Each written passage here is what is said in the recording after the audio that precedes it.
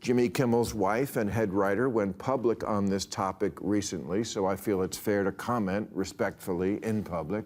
She says she's lost relationships with relatives because she wrote them an email before the election with 10 reasons why they shouldn't vote for Trump, and some still didn't obey.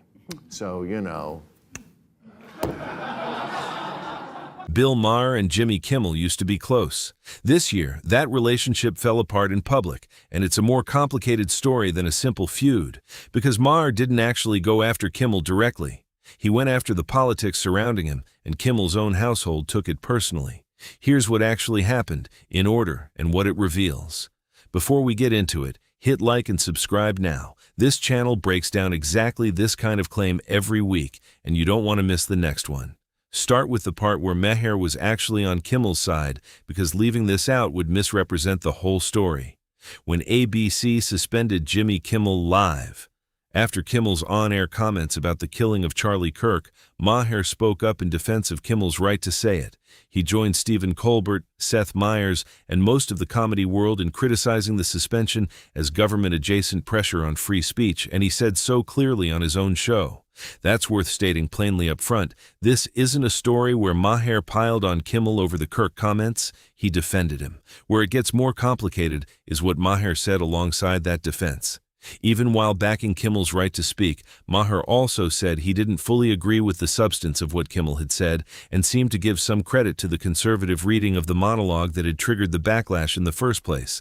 That combination, defending the right to say something while distancing from the thing itself, is a fairly normal position for a free speech-focused commentator to take, but it's also a position that satisfies nobody fully. It didn't earn Maher credit from the right, since he was still defending Kimmel, and it didn't sit well with Kimmel's camp either, since the message effectively was, you had the right to say it, but I think part of what you said was wrong. It's worth being specific about why that particular middle position tends to satisfy nobody, because it's a recurring pattern worth naming beyond just this one situation. In a highly polarized media environment, audiences on both sides tend to reward clean, unambiguous positions and treat nuance as either weakness or betrayal, depending on which direction the nuance leans. Defending someone's right to speak while separately critiquing what they actually said is, in a less polarized environment, a coherent and even admirable position. You can believe in free expression without agreeing with every use of it, but in the specific context of a live, fast-moving controversy, that kind of layered position often gets flattened by both sides into something closer to, he's against us, just from opposite directions. Maher's take on the Kimmel suspension is a fairly clean example of that dynamic playing out in real time. Then came the moment that actually broke the relationship, and it wasn't really about Kimmel at all. It was about his wife. Molly McNearney, Kimmel's wife and a writer on his show, spoke publicly about having lost relationships with family members over politics, describing how she'd sent relatives a list of reasons not to vote for Trump before the election and how some of those relationships never recovered after they voted for him anyway. Maher, on his own show, criticized that approach directly, calling it an ultimatum and making the broader argument that presenting political disagreement as a relationship-ending demand doesn't change anyone's mind, it just makes the person on the receiving end resent the person delivering it. He went further, connecting that specific dynamic to part of why Kamala Harris lost in 2024, the idea that treating political disagreement as personally disqualifying, even within families, alienates exactly the persuadable voters Democrats needed. That's a real, substantive argument, separate from any personal dynamics involved, and it's worth taking on its own terms. Maher's point wasn't about McNearney's family specifically, it was a broader claim about political persuasion. An ultimatum, by its nature, asks someone to change a deeply held position under threat of losing a relationship, rather than through actual persuasion. Maher's argument was that this approach reliably backfires. People don't reconsider their politics because a relationship is on the line. They just resent the ultimatum and often dig in harder. If that's true, and there's real psychological research on reactants supporting the general pattern, then a strategy built around ultimatums isn't just personally costly, it's counterproductive as actual political persuasion, which was Maher's real point, however uncomfortable the specific example he chose to make it. It's worth explaining that underlying psychological concept a bit further, because it's genuinely relevant to whether Maher's broader point holds up independent of how the specific example landed personally. Reactance is a well-documented pattern in social psychology where people respond to a perceived threat to their freedom of choice. In this case, the freedom to hold a particular political view without social consequence, by doubling down on the very position being challenged rather than reconsidering it. It's part of why direct confrontational persuasion attempts so often backfire compared to softer, more exploratory conversations that don't put the other person's identity or social standing on the line. If that pattern holds in the specific context of family political disagreements, then Maher's underlying claim that ultimatums entrench rather than persuade has real support behind it, independent of whether raising it using a friend's personal experience was the right call. But the specific example was the problem. McNearney and Kimmel took the criticism personally, and by Maher's own account, months later, they were still upset enough that Maher worried they might not speak again.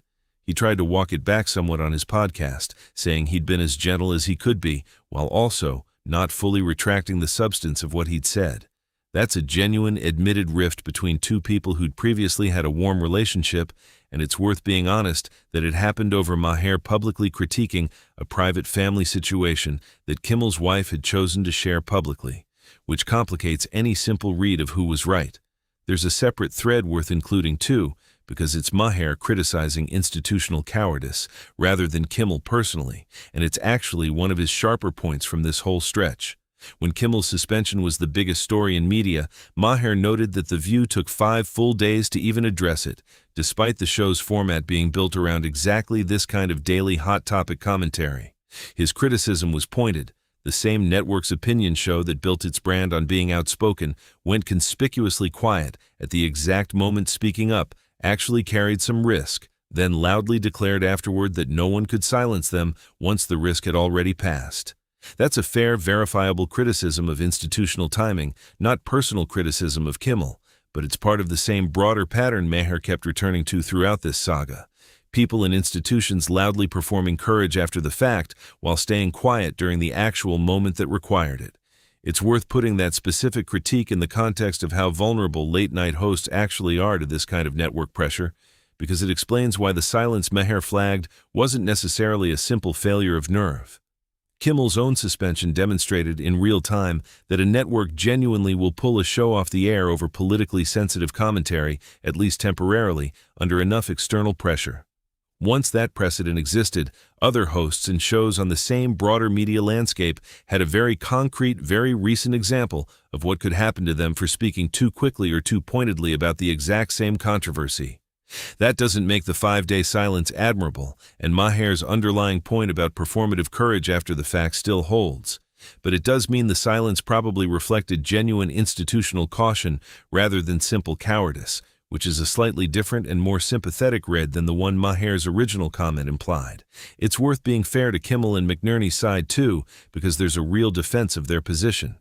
Losing relationships with family members over a candidate many voters saw as a genuine threat to democratic norms isn't unreasonable on its face. Plenty of people made similar choices in both directions after 2024, and treating politics as separable from personal relationships assumes a level of detachment that not everyone can or should maintain when the stakes feel personal enough. McNearney wasn't making a political argument for television ratings. She was describing a real, painful personal experience, and having that experience publicly dissected and labeled an ultimatum by a friend of her husband's on national television is a legitimately uncomfortable position to be put in, regardless of whether the underlying political analysis has merit. That tension is really what makes this story more complicated than either a simple feud or a simple takedown. Maher wasn't wrong that ultimatum-style political pressure tends to backfire as persuasion. That's a defensible, evidence-backed claim about political psychology. But he made that broader point using a specific, painful example from a friend's actual marriage on television without fully weighing how that would land personally. Both things are true at once, a legitimate strategic critique, delivered in a way that cost him a real friendship. That's a more honest way to understand what actually happened here than framing it as Maher simply dismantling Kimmel, because the person he actually criticized wasn't Kimmel at all, and the criticism, however substantively defensible, came at a real personal cost that Maher himself has openly admitted regretting, even while standing by the underlying point. It's worth ending on what this whole episode actually illustrates about Maher's broader approach to commentary, because it's the same pattern that shows up across nearly every other target this channel has covered. He consistently prioritizes what he sees as the substantive point over the social cost of making it, willing to alienate his own party's most prominent figures, his own network's colleagues, and in this case, an actual personal friend, in service of an argument he believes is correct. That's a genuinely rare quality in a media environment that mostly rewards saying whatever keeps existing relationships and existing audiences comfortable. Whether that consistency is admirable independence or a kind of tactlessness that costs him relationships he didn't need to lose is a fair question people can disagree on. But it's worth recognizing that the same instinct driving his criticism of McNearney, Schiff, and Harris is exactly what drove this specific rift with Kimmel, an unwillingness to soften an argument just because the person on the other end of it happens to be someone he actually likes. There's also a broader lesson here about how personal relationships and political commentary interact in an era where nearly every public figure's private life becomes fair game for analysis the moment any part of it gets shared publicly. McNearney chose to speak about her family situation publicly, which is a completely reasonable thing to do. Sharing a genuine personal struggle is not an invitation for harsh public dissection. But once something becomes part of the public conversation, commentators built around exactly this kind of analysis are, rightly or wrongly, going to treat it as material worth engaging with, the same way they'd engage with a politician's policy statement. That's not a justification for how the criticism landed personally. It's just an honest description of the mechanics that make situations like this recur constantly in a media environment where personal disclosure and public commentary increasingly collide, often with genuine collateral damage to relationships that had nothing to do with the original disagreement in the first place. It's worth closing on what, if anything, actually resolves a rift like this one, since Maher himself has said he doesn't know whether he and Kimmel will fully repair the relationship. Public apologies that also defend the substance of the original comment, which is essentially what Maher offered, tend to satisfy neither party fully because they read simultaneously as an acknowledgement of harm and a refusal to actually retract the underlying claim. A cleaner path forward would likely require Maher to separate the two more explicitly, standing by the general argument about ultimatums and political persuasion, while more fully owning that raising it through a friend's specific painful family story was the wrong vehicle for making it, regardless of how defensible the underlying point remained.